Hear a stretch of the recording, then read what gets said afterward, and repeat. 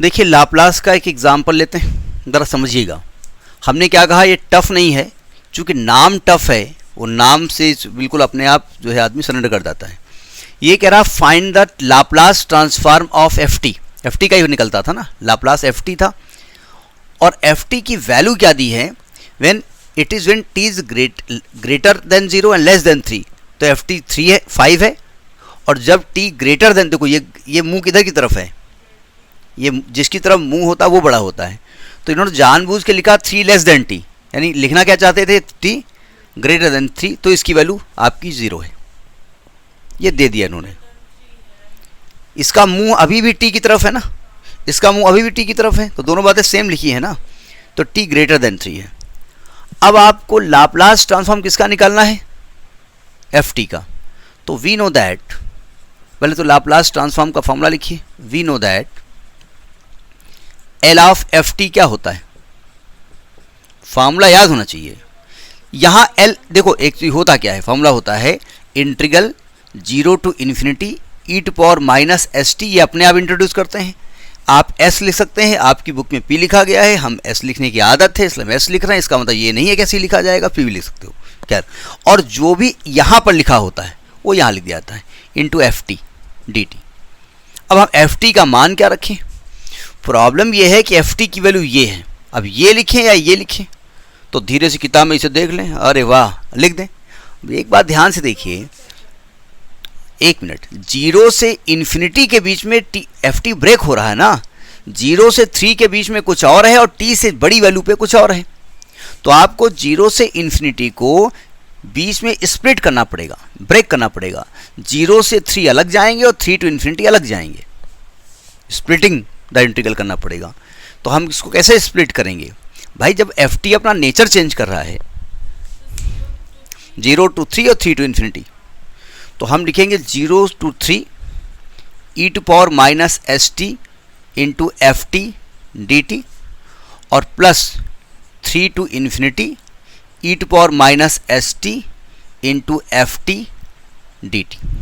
देखिए 0 से 3 बोले तो 0 3 के बीच में, और 0 3 के बीच में एफ टी की वैल्यू क्या है 5, तो ये तो आ जाएगा 0 से 3 e to power minus S t into 5 d t, और जब आप 3 टू इन्फिनिटी जाएंगे तो ये 0 हो जाएगा, क्योंकि 3 से बड़ी वैल्यू पे फंक्शन की वैल्यू क्या है 0, तो इसका तो काम ही तमाम हो गया, काम खत्म। अब इसका इंटीग्रल कैसे करेंगे, देखो 5 तो बाहर लिख दिया जाएगा, t के रेस्पेक्ट में e to power minus S t का इंटीग्रल क्या होगा। अब यहाँ डायरेक्ट करेंगे, एस टी को यू माने हो ये नहीं माना जाएगा, डायरेक्ट काम चलेगा।